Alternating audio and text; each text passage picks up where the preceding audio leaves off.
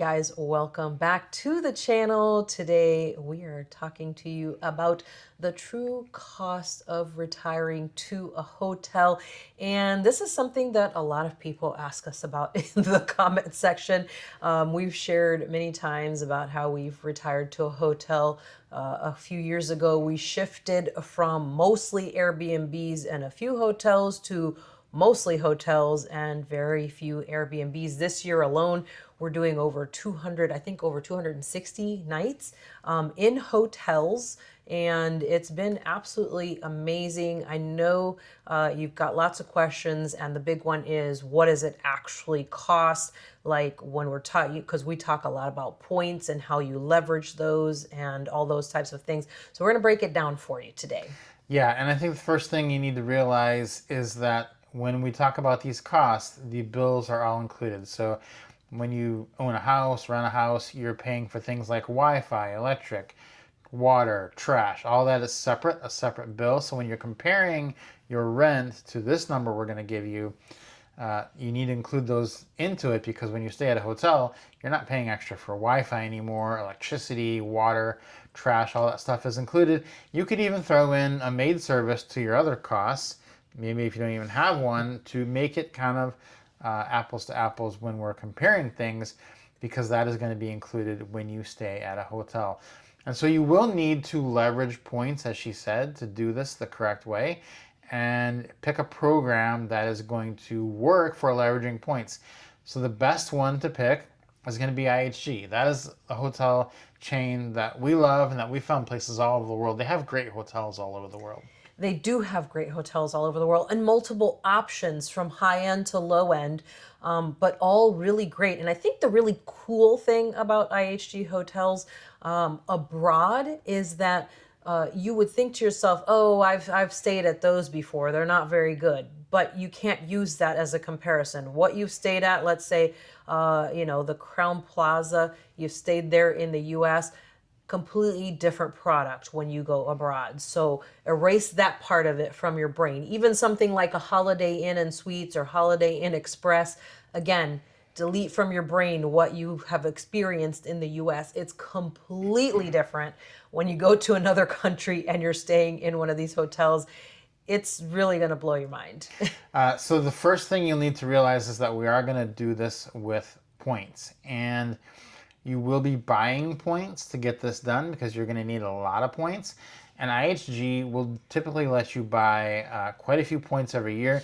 Right now, as we're filming this, the maximum per person is you can buy 300,000 points, and you do get 300,000 points for free. So you could each buy, if there's two of you, 600,000 points, and we would end up with a total of 1.2 million points. Now, points are bought at about a half a cent per piece.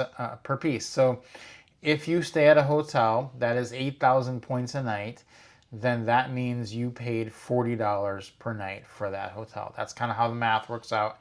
If it's 10,000 points a night, then you're paying $50 a night for that hotel, if you bought your points while they were on sale, which we totally recommend. If you want to check the point sale, there is a link in the description.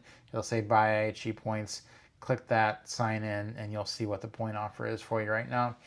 If they are 100% matching, we do recommend you buy those. So what that will do is, if you are staying at 8,000 point per night hotels, you'll be able to get 300 nights out of those points that you've bought, 1.2 million points. And that is going to give you quite a leg up on your year. But the nights don't really matter. It matters how many points you're spending. You're spending 8,000 points. That is $40 in points per night times 30 nights. That's $1,200 a month that you're going to be spending in points. So $1,200 a month on its face seems pretty good for the price, but there's a lot of stuff that actually comes with that as well. Because as you stay nights, every 10 nights you stay, you start to earn rewards with IHG. And through the course of the year, you will have earned, if you pick your rewards correctly, you will have earned $1,560 worth of food credits. So that's a little over $100 a month in food. You'll earn diamond status, which means you'll get free breakfast in every hotel you stay. You'll earn lounge access, which means you'll get free afternoon snacks and basically a lot of times dinners and drinks. And then you'll get another 20,000 points on top of that. You can also refer people to your credit card and get another 100,000 points like that. So really, your true cost of staying in a hotel comes down from your 1,200 to just a little over $1,000 a month if you're doing it that way. It's really quite wild.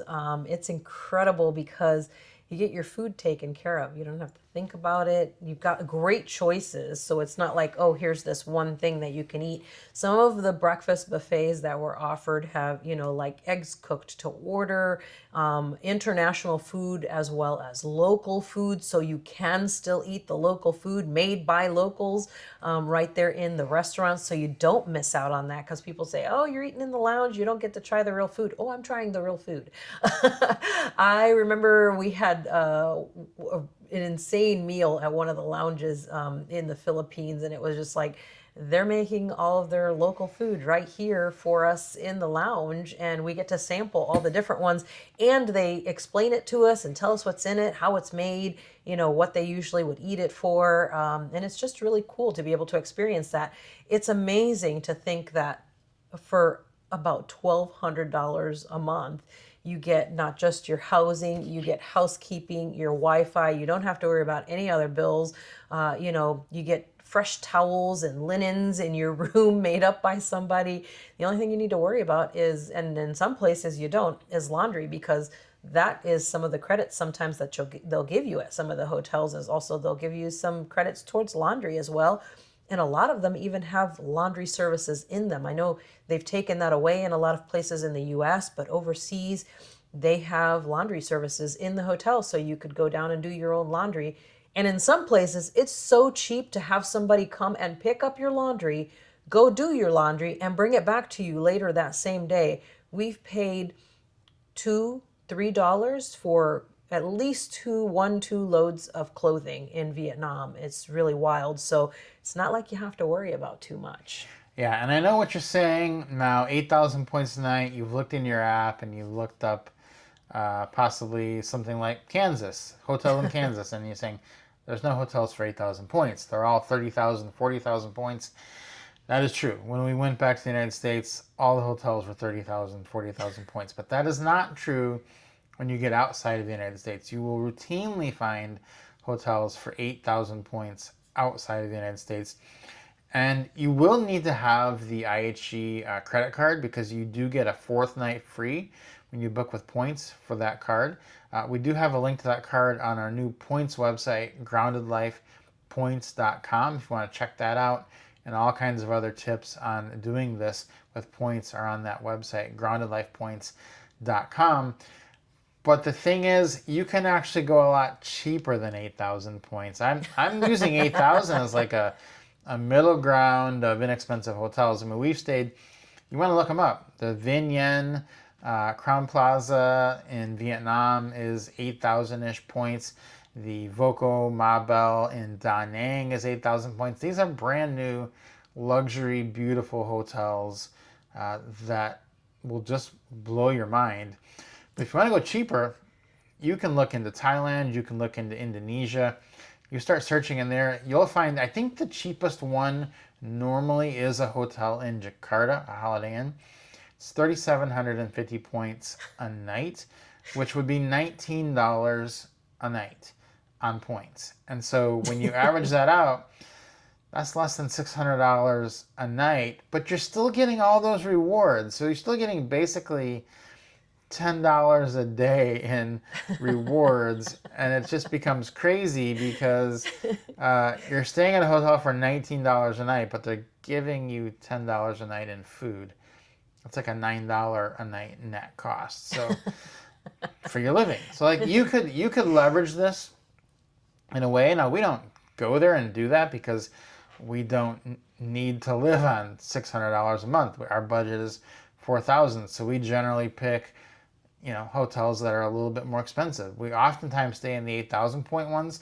That's about as low as we normally go, but we stay in the 8,000 to 10,000, sometimes up to 14,000. And that really works well within our budget. But if you wanted to, you could push this to the limit and you could live in hotels for probably less than $1,000 a month. Yeah, it's really quite interesting when you start looking at what's available out there. And also, the other thing is, people think, well, I don't want to live in a hotel shoebox. Like I said earlier, the rooms are better and bigger. And there's also the option of being able to book apartment hotels, like apart hotels or condo hotels with your points also, which we did quite a bit this year, because then you get a full kitchen, which is incredible. You can cook your own meals if you want. If you don't want to do, we booked one Intercontinental Residences in Nha Trang. We had a full, beautiful kitchen, including a dishwasher.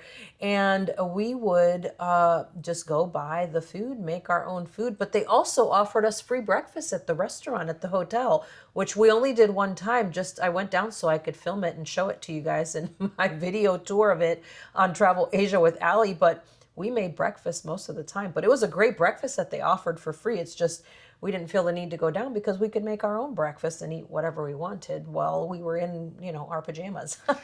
Yeah, we did also book a 3-bedroom villa this summer through Wyndham on points. It cost us about $100 a night. 3-bedroom villa with a private pool, oceanfront, ocean view. It was pretty stunning. It was amazing. She's got a video on that one on that channel too. But we're in a hotel right now with a kitchen. This is a Hyatt. And so the next one we need to talk about is Hyatt, because you can do this pretty well with Hyatt. If you want a kitchen, there's a lot of Hyatts with kitchens. Hyatt houses will often have kitchens. So doing it with Hyatt is a little more expensive. And so we do about half the year with IHG and about half the year with Hyatt. Because our budget is $4,000, the IHG ones are so cheap. Literally, you're living on almost nothing, it feels like, when you're doing the IHG ones. So we combine that with Hyatt, and then we basically meet our budget pretty easily. But we like to use both because Hyatts you can get somewhat of an elevated experience with sometimes, even though it does cost a little bit more. But we do earn globalist status with that, and that gives us free breakfast, lounge access, and all kinds of perks that come with that. What's really great about Hyatt, though, is that they do give you can earn every 10 nights, once you get up to a certain threshold, a suite upgrade certificate. And that suite upgrade certificate is worth 7 nights of suites. So basically, for every 10 nights you stay, you're earning a future 7 nights in suites. And so what we do is we save those all up, and we apply them all in a row, and we'll stay in suites for like 70 nights. And then other times, like right now, we're not in a suite, but because we're at a Hyatt house, it basically is a suite. So you can pay for the ones that aren't suites. So we're going to be in suites, Hyatt suites, basically the entire summer. Have a kitchen the entire summer. We're in Japan for several months. We're going to have a suite and a kitchen our entire time in Japan, which, if you know anything about Japan, you know the hotels are ridiculously small. This one is huge. We're going to have a huge place all summer, all done on points, all basically done extremely cheaply. Because of some of the credit cards we got, we did get the Chase Sapphire Reserve and the Chase Business Inc. Preferred. Got tons of points for those. So basically, these are free stays, but if you're paying for them, it's going to be a little bit more through Hyatt. But check out those cards on groundedlifepoints.com if you're interested in Hyatt, because it will give you quite a leg up. But these Hyatts are amazing because the suites have been just life-changing. The suites are incredible. They're bigger than some of the Airbnbs that we've booked in the past. And they were like nice, luxurious Airbnbs in, luxury high rises. And to think that a hotel room was larger than some of those was really crazy. And then on top of that, the staff dotes on you. We had lounge access, so you get, a lot of meals included there, plus, drinks and cocktails and stuff in the evening. And it's just an incredible experience overall. You get discount on room service, and sometimes you get food credits, so you get them for free.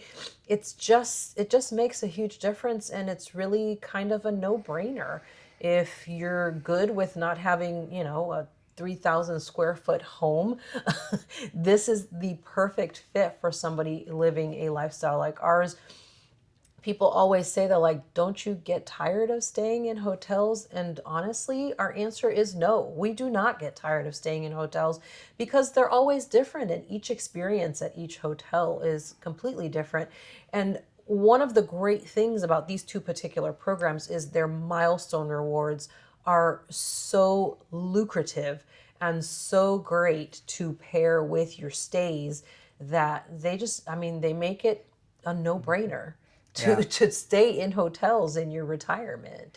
Yeah, the thing about the suite upgrades that I talked about was we do get a lot of suite upgrade certificates, but on top of that, because we're globalists through Hyatt, they almost always upgrade us to a suite, even if we don't use their certificate. So we've stayed at several Park Hyatts. We stayed at one in Bangkok. We stayed at one in Cambodia, and they always upgrade us to a suite. So even when you're not, basically, I would say our suite nights are over 85%.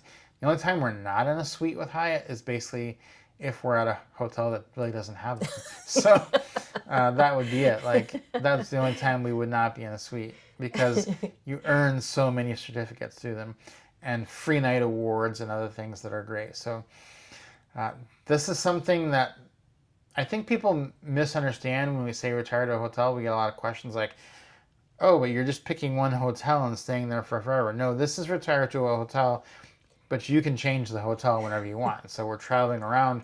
We're just always in a hotel. That's our retirement house. It's amazing because you can change your location. You can be wherever you want to be, when you want to be. You can even change your brand, which we do throughout the year between IHG and Hyatt, whichever one suits us. Some countries, Hyatt is better. Some countries, IHG is better. So like when we're in Japan, we always stay at Hyatt. We feel like it's the best. There's some amazing Hyatts here, and we love to have a kitchen in Japan because they're so hard to find. So lots to do. If you want to learn more about this whole topic, head over to groundoflifepoints.com. A lot of articles on there about using points, what you can do with them, and what credit cards you need to get using these points and get the right ones. Yeah, so hopefully our hope here is that we've answered a lot of questions that people have or that they ask us all the time in the comment section about retiring to a hotel. It makes so much sense for us, for our lifestyle, and the things that we're looking for at this point.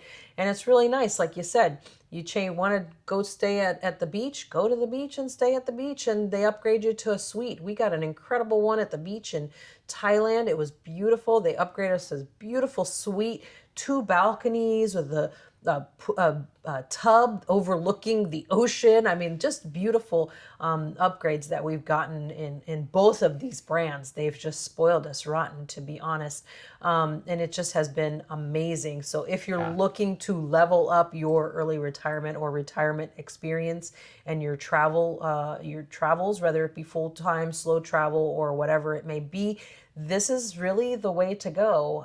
Let us know down in the comments if you have any other questions that we may not have answered here. Guys, hopefully you enjoyed this video. Give us a like. If you haven't subscribed yet, please consider subscribing to the channel. We'll see you guys next time.